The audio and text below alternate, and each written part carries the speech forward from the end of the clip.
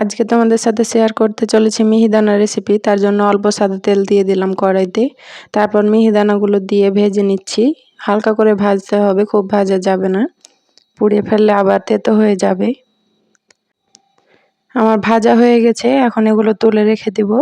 তারপরে আমি সেরাটা তৈরি করে নেব। সেরাটা তৈরি করার জন্য আমি এখানে 1 বাটি চিনি নিয়ে নিয়েছি, আর 1 বাটি চিনির জন্য 1 বাটি জল দিয়ে দিচ্ছি। এটাকে ভালো করে ফুটিয়ে নিব, খুব জাল করতে হবে না, একবার ফুটে উঠলেই হবে।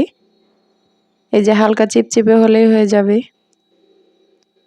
তারপরে দিয়ে দিব ভেজে রাখা মিহিদানাগুলো। ভেজে রাখা মিহিদানাগুলো দিয়ে হালকা করে নেড়ে চেড়ে নিলেই একবারে তৈরি হয়ে যাবে বাড়িতে তৈরি দোকানের মতন মিহিদানা। গ্যাসটা এখন বন্ধ করে দিব, বাটিতে তুলে নিচ্ছি। দেখতেই পাচ্ছ কি সুন্দর হয়েছে, খেতেও কিন্তু খুবই মজা হয়েছে।